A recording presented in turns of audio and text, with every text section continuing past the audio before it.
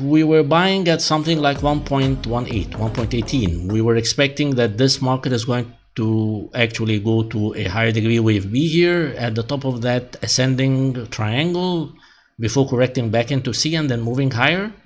All right, or it could even break higher, and that wouldn't really be a wave C, it would be a wave 5.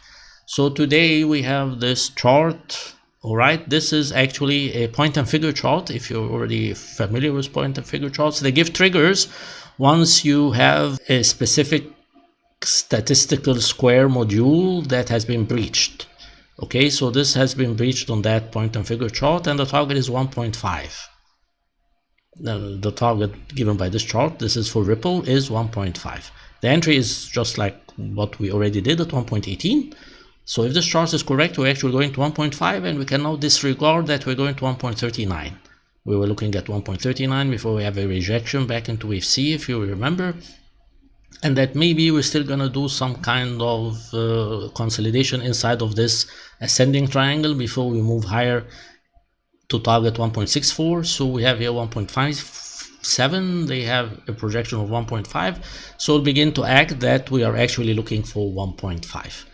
This is now today's trade management chart. This is the breakout. Okay, we have consistent degree 3 momentum.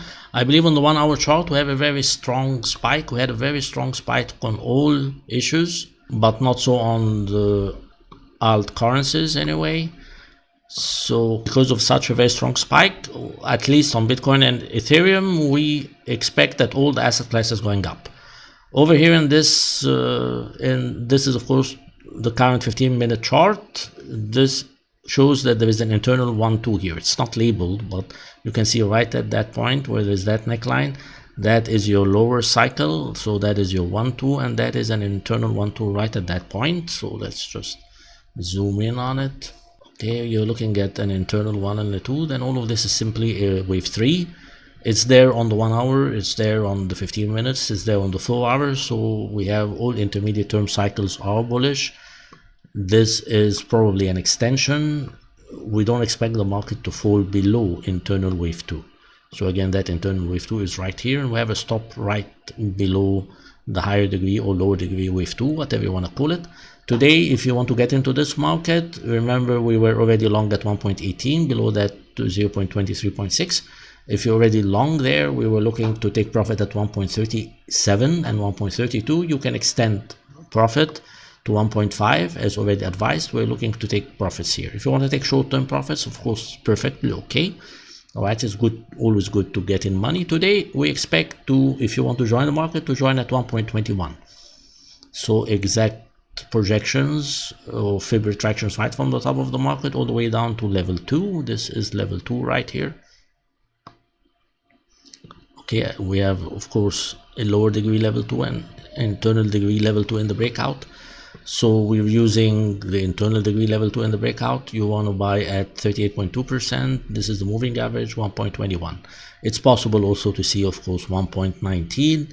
It's possible on profit taking to see actually the top of level 2 itself, something like 1.17. Whatever we're going to be buying at these levels, you want to have a stop at 112, I believe. Just we have that red arrow here. We go live and check it. It comes in at 112, and of course it's now everyone and their profit preferences. So we expect to see 139. You could take partial profits there if you wish. If you wish to hold, that's it here, 137. If you wish to hold, of course, we'll just check that chart. We're going to 1.5. All right, let's take a look at the live market.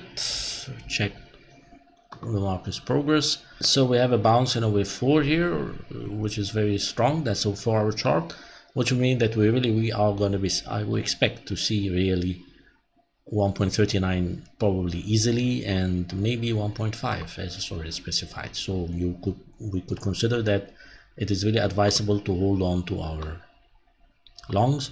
Why would you consider it's advisable to hold on to your longs? Because currently, if you take projections from the current breakout here, let's do this. It's all projecting from wave 3.